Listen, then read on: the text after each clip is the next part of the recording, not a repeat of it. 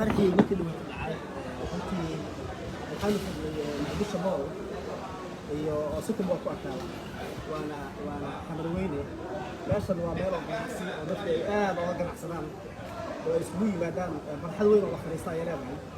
marka anigu waxaan fadhinay marka maqaaxida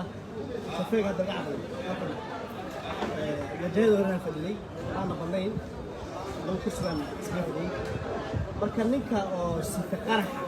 jaakeetka ayaa wuxuu dacmada albaabkuna soo galay albaabka iyo wiilasha horaan fadhiyay waxaa u dhaxaysa wax ka yar 5 talaabo marka meesha waxaa fadhiya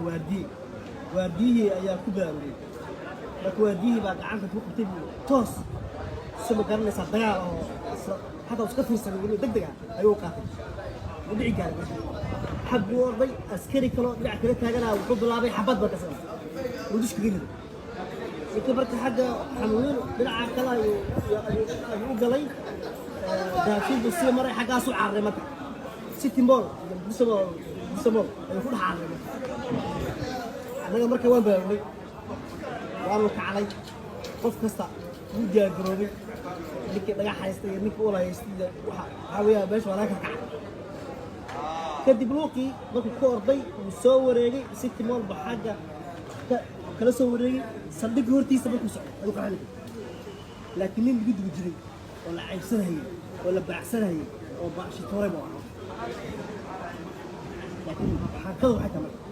meeshan soo qaxlayo waa meel ay shacabku kaliya ay joogaan oo ganacsi uu joogo oo ay caruurta iyo dumarka iyo shaqada ka socota nolosha ka socota kii dadka waaye bini'aadamka waaye ciidan ma joogo ciidanka meesha alla waa waadihi goobta ganacsiga runtii wixii ay u ahaa laakiin kasaaro badan ma muuqdaan waa lagu tegay waana arrin la yaabkeeda in goobo noocan oo kala ay qarxeen